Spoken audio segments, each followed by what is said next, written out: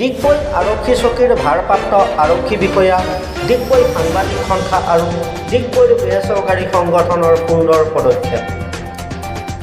ডিগবৈৰ এটা বন্ধৰ ঘৰৰ বাৰান্দাত অকলশৰীয়াকৈ এটা শিশু। খাবলৈ নাই, শুবলৈও কোনো ব্যৱস্থা নাই। মোকে বিয়াৰ লঘোণে থাকে। অৱশ্যে স্থানীয় সুহৃদয়বান লোকে আহাৰ যোগান ধৰি আহিছিল উক্ত শিশুটি।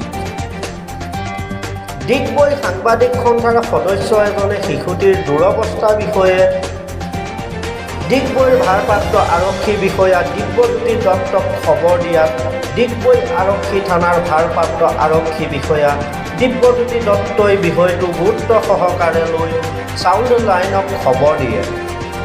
আৰক্ষী বিষয়া দত্ত ডিগবৈ সাংবাদিক সন্থা আৰু ডিগবৈৰ বেচৰকাৰী সংগঠনৰ ফাউণ্ডেশ্যন ফৰ ফিউচাৰৰ তৎপৰতাত শিশুটিক উদ্ধাৰ কৰি চাউণ্ড লাইনৰ হাতত গতাই দিবলৈ সক্ষম হয়। ডিগবৈৰ পৰা হাছান আখতাৰ ফৰিদৰ প্ৰতিবেদন, জনতা লাইভ অসম।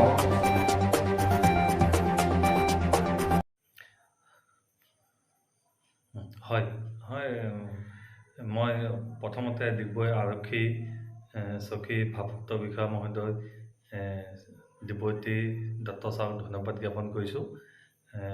আজি কিছুদিন 10-15 দিনৰ পূৰ্বে ল'ৰা এজন আহিছিল, তেওঁ কথাও ক'ব নোৱাৰে হ'বলা।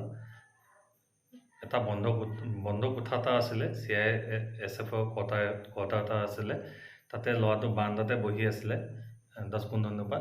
তাত ডিব্ৰুবাসী ৰাইজে তেওঁক খোৱা বোৱা দিছিলে। তাৰপিছত মই OC ছাৰক আমি সকলোৱে জনোৱাৰ পিছত OC ছাৰে লগে লগে তৎক্ষণতে ফোন কৰিলে, চাইল্ড লাইনক ফোন কৰি লগে লগে চাইল্ড লাইন মানুহ আহিলে, তেখেতক লৈ গুচি গ'ল, শিশুটিক লৈ গুচি গ'ল।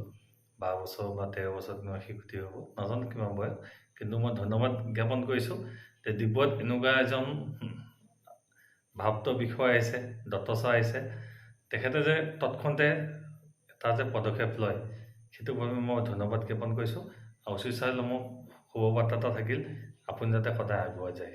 ধন্যবাদ।